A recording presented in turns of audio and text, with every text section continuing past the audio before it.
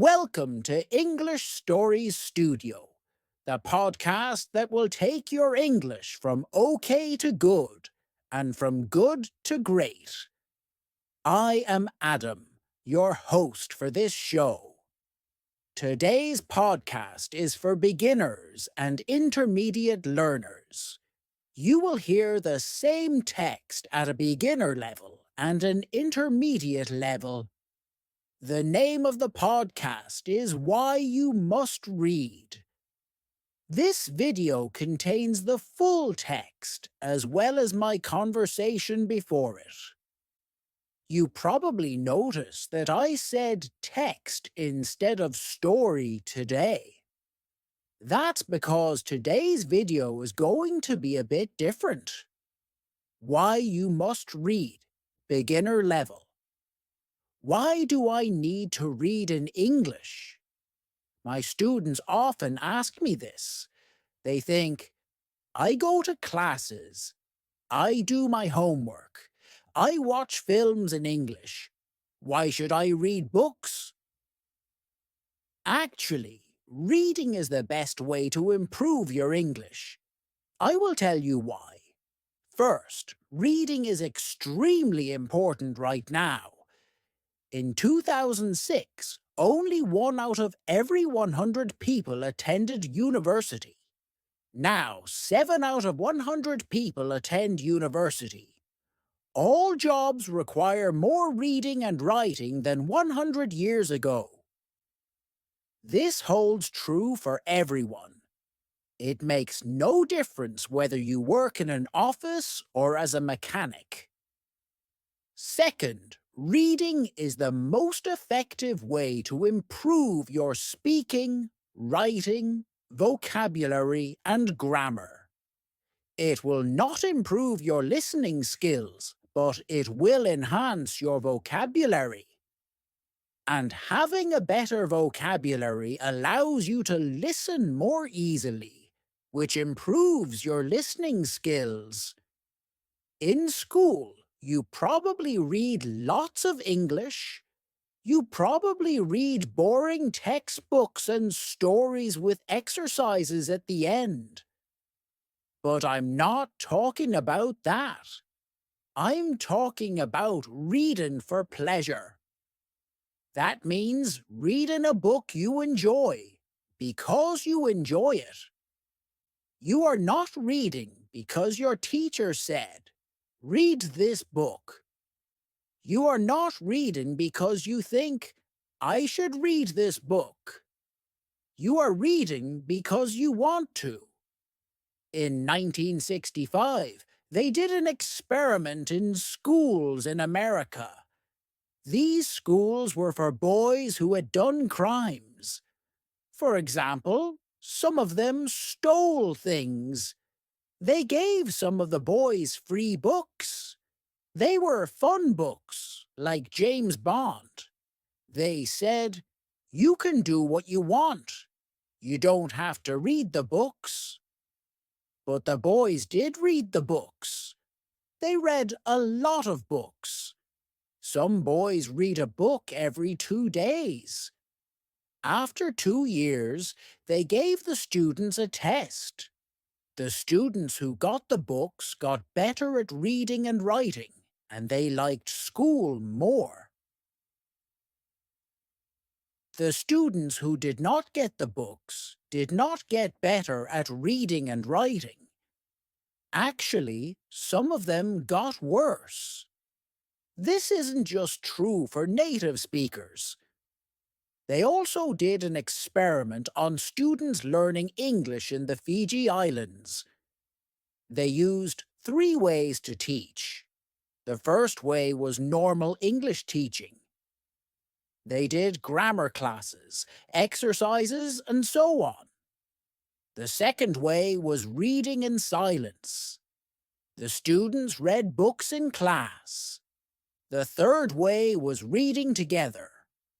The teacher read books to the students. After a year, the 2 methods of reading were the best. They fared much better than the students who took regular English classes. They repeated the experiment in Singapore. The students who read in silence did exceptionally well. They performed the best on grammar tests. Other students took grammar classes, but they performed worse on grammar tests.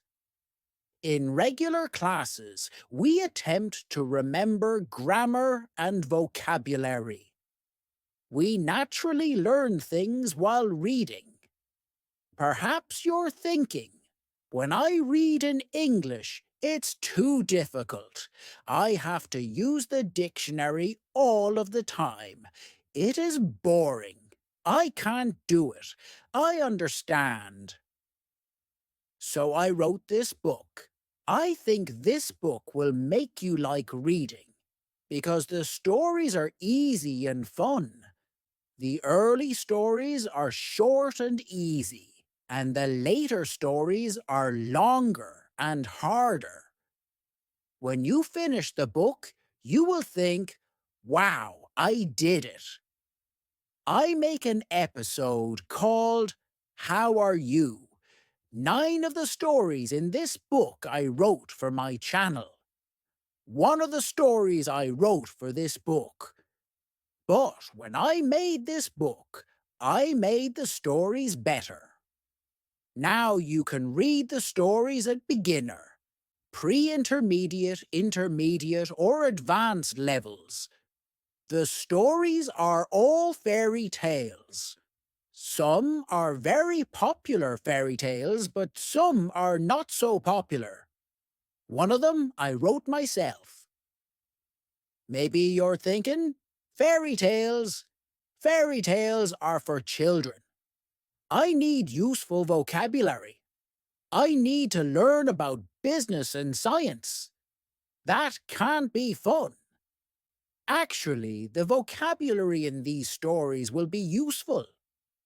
Macquillan did an experiment where he looked at vocabulary in 22 novels. 85% of the words were on academic word lists. These are lists of words that you need to know to study at university. Rolls and Rogers also did an experiment. They said, if students read 1,000,000 words of science fiction, will they learn important science words for studying at university? The answer was yes. So yes, fairy tales are useful for you too. But I understand if you still don't believe me. When I learned about all this, I found it hard to believe too. But I like to try new things, and I love learning languages. So in 2017, I decided to do an experiment. I had wanted to learn Spanish for a long time, but I didn't learn much in normal classes. I said, I will read 1,000,000 words in Spanish. Afterwards, I will see what my level is. 1,000,000 words is about 20 novels, so it was a lot of work. I started with very easy reading, like this book.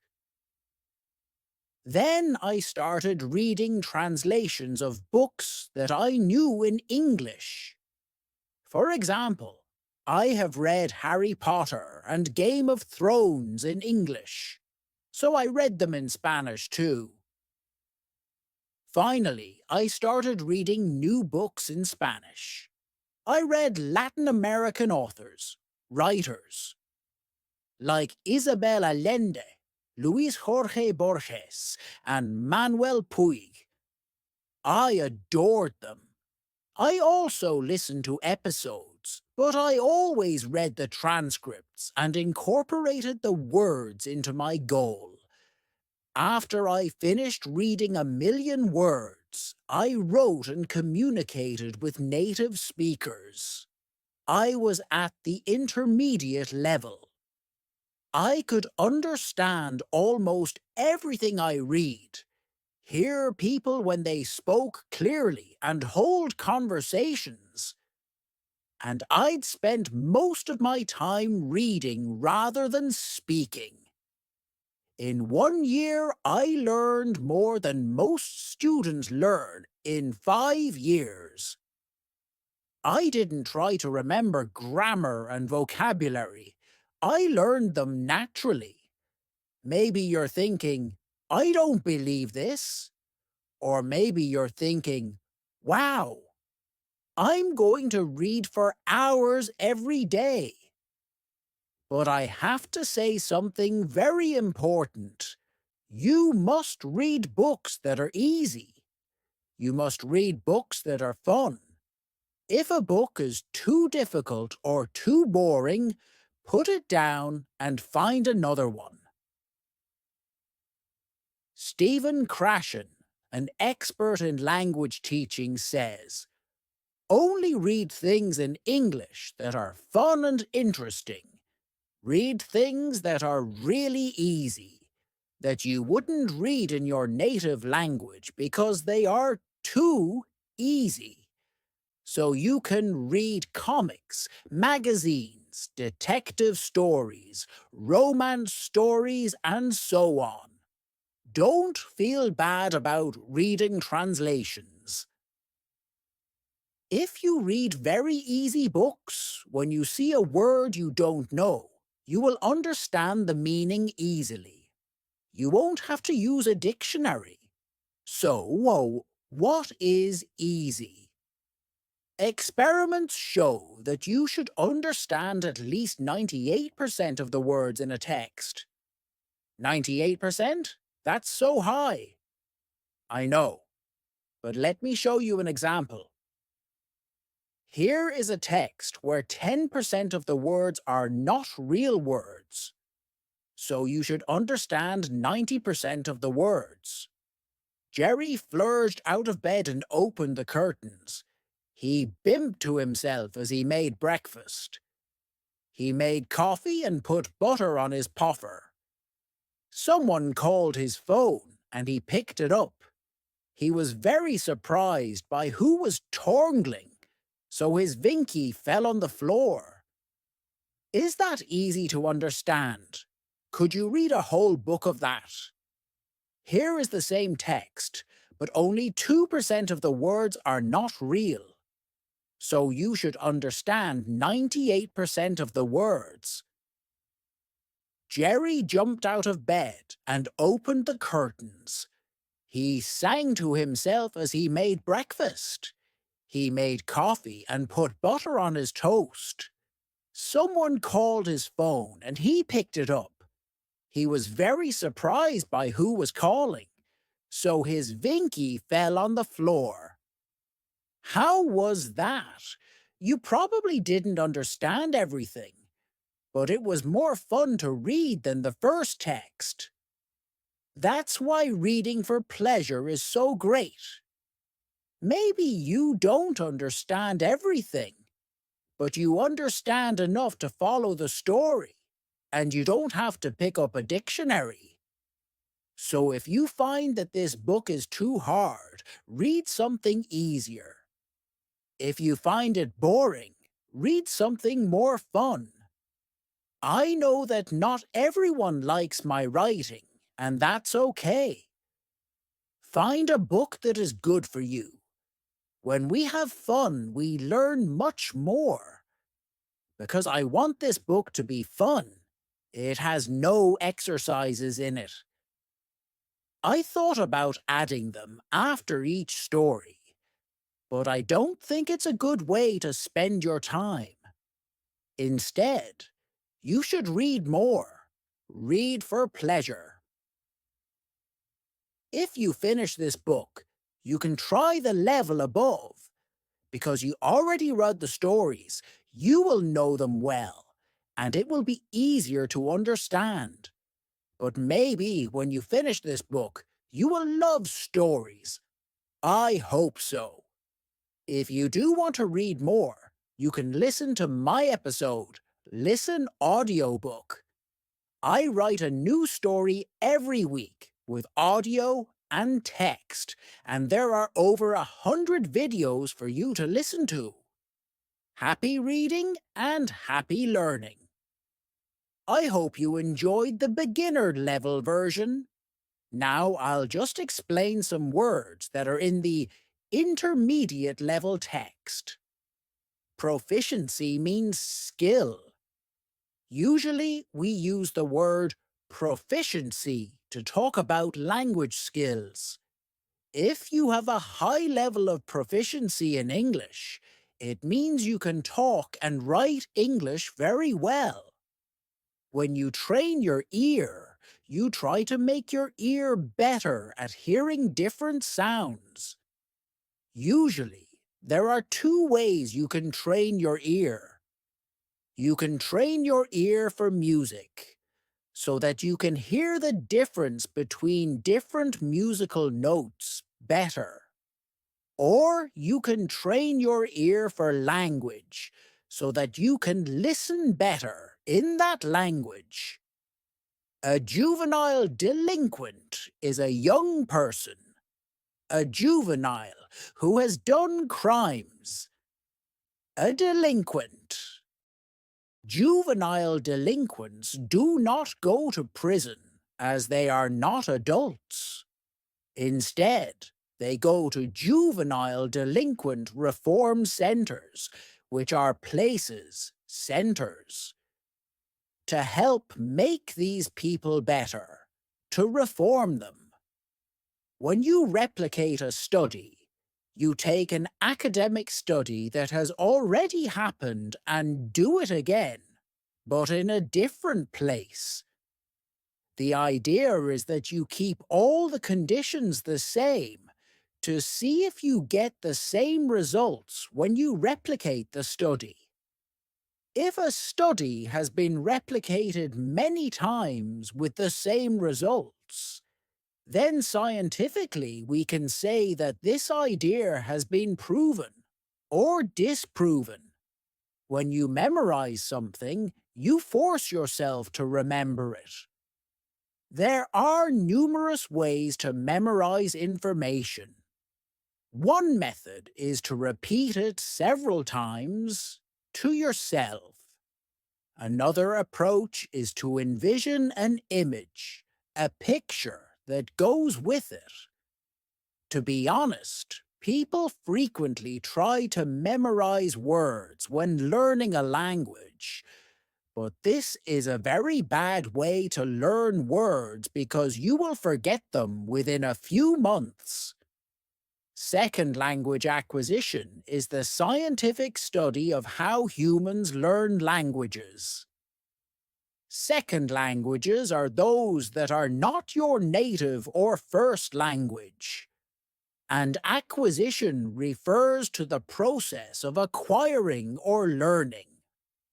The field of second language acquisition contains a wealth of important research for language teachers like myself.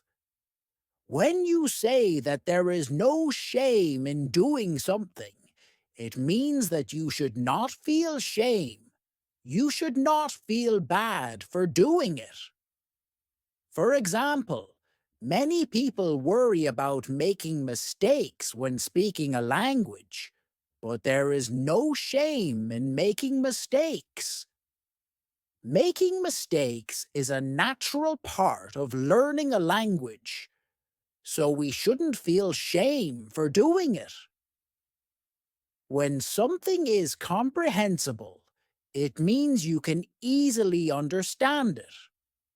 When I teach, I work hard to make sure that I am comprehensible to the students, that the students can easily understand me.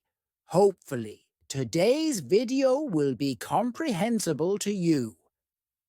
Don't sweat it means don't worry about it. For example, if one of my students says, "I'm really sorry, miss. I tried really hard to complete my homework by today, but I ran out of time. Can I have more time to do it?" I would say, don't sweat it. Take as long as you need. When you contradict something, you say the opposite of it. You say something against it. For example, if you tell your children, don't smoke, but then you go outside and smoke a cigarette, you're contradicting yourself. Actually, humans contradict ourselves very often. Okay, so listen and enjoy. Why you must read. Intermediate level. Why do I need to read in English? I get this question a lot from students. They argue that as long as they're going to classes, doing their homework and watching films in English, there's no need to sit down with something as boring and old-fashioned as a book. Well, to put it simply, they're wrong. In fact, reading is the best thing you can do to learn English, and I'm here to tell you why. Firstly, reading skills are more important than ever, whether that be in English or your native language. In 2006, only 1 in 100 people went to university. Now, it's 7 in 100. All jobs, from office workers to mechanics, require far more reading and writing than a century ago. The competition is higher, and readers win. Secondly, reading is the best way to improve proficiency in English overall. Yes, you heard me right. Reading will improve your speaking, writing, vocabulary, and grammar far more efficiently than any other method. It won't improve your listening skills, but it will give you the vocabulary necessary to train your ear quickly. But it's not just any reading we're talking about. In school, you probably read lots in English. Boring textbooks and stories with exercises at the end. No, we're not talking about that. We're talking about reading for pleasure. That means reading a book because you enjoy it. Not because your teacher told you to. Not because it's what you're supposed to read to improve your English. No questions, no book reports. Just pure pleasure. Yeah, right. You're probably thinking, that's too good to be true. Let me show you. In 1965, an experiment was carried out in juvenile delinquent reform centers in America. One group of the students were given free books. They made sure they were exciting books that would appeal to young boys such as James Bond. But unlike most reading programs, they were not required to read the books. They were simply given them. They could throw the books away, give them back, or draw on the pages, and nobody would punish them for it. But the boys did read them. They read a lot of them. Some of them read a book every 2 days. After 2 years, they tested the students. Their attitude towards school improved significantly in addition to their reading and writing skills. However, the students who were not enrolled in this program remained the same. In fact, some of them worsened during the 2 years. This is not limited to native speakers either. A study of English as a second language, ESL, students in the Fiji Islands examined 3 methods. Traditional English teaching, sustained silent reading, reading in silence for an extended period of time, and a more conventional reading program in which teachers read aloud to the students. By the end of the first year, students taught with the two reading methods had a 15-month advantage in English ability compared to the 6.5 months of the traditional method.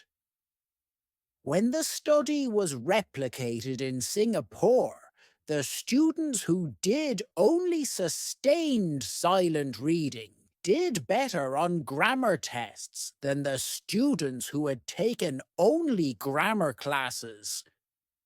When we do grammar exercises, we try to memorize the rules of the language. When we read, we absorb them. But I know what you're thinking. That's all well and good, but when I pick up a book in English, it's too hard for me. I get bored of looking up words, and I give up after a few minutes. That's why I wrote this book. It is designed to make you fall in love with reading by providing fun, familiar stories that are easy to understand. The stories gradually increase in difficulty and length, so that you can feel a sense of progression and success at the end. Most of them were originally released on my episode, English Stories Episode, but they have been rewritten and improved for this book, as well as having a version for each language level. They are a mix of classic and less popular fairy tales, as well as one that I wrote myself. Again, I know what you're thinking. Fairy tales? But those are for kids. I need useful vocabulary about business and science and technology. There's no way to make that fun. The thing with language is, there isn't such a big difference between important language and fun language. We use a wide range of words when talking about technical topics as well as chatting with our friends. A study by Macquillan examined vocabulary in 22 novels and found that they included 85% of words on academic word lists. Rolls and Rogers found that if a student read 1,000,000 words of science fiction, they would acquire many of the technical words required for a science degree. So yes, reading fairy tales will help your English in all areas, even for academic purposes. As an English teacher, I've seen many times that the students who do the best are those who read the most. For IELTS, for university, for business, or just for travel, reading is the factor that predicts success. But I understand if you're still unsure. When I learned about all this, I was too. But I like to experiment, and I have a passion for learning languages. So in 2017, I decided to test this theory. I had wanted to learn Spanish for a long time, but aside from struggling with Duolingo and not really learning anything, I hadn't made a serious attempt. I set myself a goal. I would read 1,000,000 words in Spanish and see what my level was afterwards. 1,000,000 words is roughly 20 standard-length novels, so it was a huge task. I started with very easy resources, like transcripts of episodes for learners, but I avoided anything that felt too much like work. Once I'd learned the basics, I started reading translations of books that I knew in English, such as Harry Potter and A Song of Ice and Fire. You might know it as Game of Thrones. Finally, I was ready to move on to completely new books, and I fell in love with Latin American authors such as Isabel Allende, Luis Jorge Borges, and Manuel Puig. With the reading, I also listen to episodes, but I always read the transcripts and counted the words as part of my reading. After I achieved my goal, I tested myself by writing and talking to native speakers and found I was at a decent intermediate level. I could understand almost everything I read, understand clear speech, and have conversations at a comfortable level, even though I had barely spoken the language since I started learning. I had been learning for about a year, and I had made more progress than most students make in 5 years. I did not memorize the vocabulary or grammar rules. I absorbed them. You're either thinking, this is all complete nonsense, or you're super excited and ready to start reading for hours a day. However, the following point is critical. You must read easy books. You must read books that are enjoyable. If a book is too difficult or boring, put it down and try another one. Stephen Krashen, an expert in the field of second language acquisition, says, read only material in the second language that is genuinely fun and interesting. Material that is so easy that you probably feel guilty reading it in your primary language. This is your excuse to read comics, magazines, detective stories, romances, etc. There is no shame in reading translations.